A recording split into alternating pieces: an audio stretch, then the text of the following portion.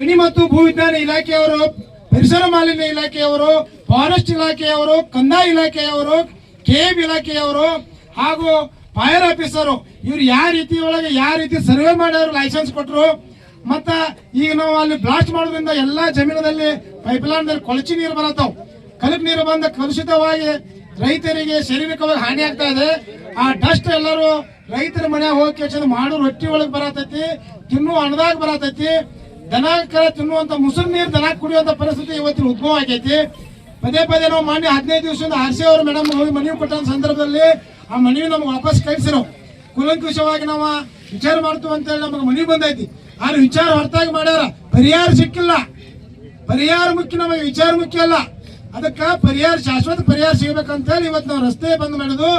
ಇವತ್ತೇ ನಮ್ಮ ತಾಲೂಕು ಅಧಿಕಾರಿಗಳು ಬಂದಾರ, ಅವ್ರ ನೇತೃತ್ವವಾಗಿ ಏನ್ ಇವತ್ತು ಹರಿಸ್ತಾರ. ಇಲ್ಲಪ್ಪ ಅಂತಂದ್ರ ಅಹೋರಾತ್ರಿ ಧರಣಿ ಮಾಡೋರ, ನಾವು ಜೈಲ್ ಬರೀ ಚಳವಳಿ ಹಾಕೋತ ರೈತ ನ್ಯಾಯ ಸಿಗುವವರೆಗೆ, ಆ ಫ್ಯಾಕ್ಟ್ರಿ ಬಂದ್ ಮಾಡುವವರೆಗೆ ನಾವು ಹೋರಾಟ ಹಿಂದೆ ಸರಿಯೋದಿಲ್ಲ ಅಂತೇಳಿ ಕಡಾಖಂಡಿತವಾಗಿ ಹೇಳಕ್ ಬಯಸ್ತೇನೆ.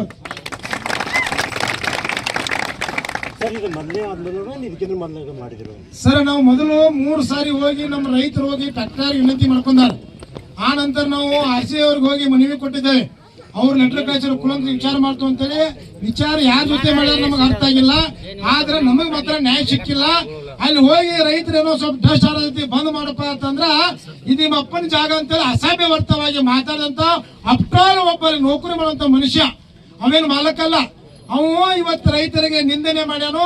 ಅವನ ಮೇಲೆ ನಾವು ಮರುದಿನಗಳಲ್ಲಿ ಮಾನ ನಷ್ಟ ಮೊಕದ್ದಮೆ ಕೇಸನ್ನು ಹಾಕುವಂತ ಸಂದರ್ಭ ಸಹ ಬರ್ತೈತೆ ಅಂತ ಹೇಳಕ್ ಬಯಸ್ತೇನೆ ಸರ್.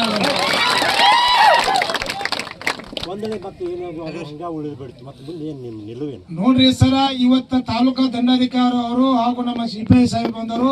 ನಾವೆಲ್ಲ ಜಿಲ್ಲಾಧಿಕಾರಿ ಜೊತೆ ಎಲ್ಲ ಜೊತೆ ಫೋನ್ ನಲ್ಲಿ ಸಂಪರ್ಕದಾಗಿದ್ದು. ಇವತ್ತು ನಮ್ದು ಒಂದು ಏನಾಗದೆ ಅವ್ರ ಡಸ್ಟ್ ಹೋಗದಾಗ ನೋಡ್ಕೋಬೇಕು. ಅವ್ರು ಹೋಗದೆ ನೋಡ್ಕೋದಂಗ ಆ ನಂತರ ಬ್ಲಾಸ್ಟ್ ಮಾಡುವಂಗಿಲ್ಲ. ಈಗ ಏನು ಎಷ್ಟೆಷ್ಟು ಬೋರ್ ಕಲಕ್ ನೀರು ಬರತ್ತಾವ, ಆ ಬೋರ್ ಹೊಸ ಬೋರ್ ದುಡ್ಡು ಕೊಡಬೇಕು. ಇವತ್ತಿಂದ 5 ವರ್ಷವರೆಗೆ ರೈತರಿಗೆ ಪರಿಹಾರ ಕೊಡ್ಬೇಕಂತ ಹೇಳಿ ನಮ್ಮ ಆಗ್ರಹ ಐತೆ. ಗಣೇಶ್ ಹಿಡಿಗೇರ್ ಅಂತ ಹೇಳಿ ಕರ್ನಾಟಕ ರಾಜ್ಯ ರೈತ ಸಂಘ ಹಸಿರು ಸೇನೆ ರಾಜ್ಯಾಧ್ಯಕ್ಷ.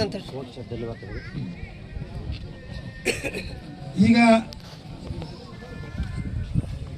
ಸಾಹೇಬ್ರು ಬರೋಕು ಏನೇನು ಬರ್ಬೇಕ್ರಿ, ಇಂಜಿನಿಯರ್ ಇದಾಗ ಮಾತಾಡಿದ ನನಗೆ ಕೇಳಿದ್ದೆ, ಅದನ್ನ ಉತ್ತರ ಕೊಡ್ತೀನಿ ಸರ್. ಸಾಹೇಬ್ರು ನೀವು ಬರೀಲಿ, ನೀವು ನಿಲ್ಬೇಡ್ರಿ, ಯಾಕಂದ್ರೆ ನೀವು ರೈತರ ಮಗ ಇದ್ರಿ.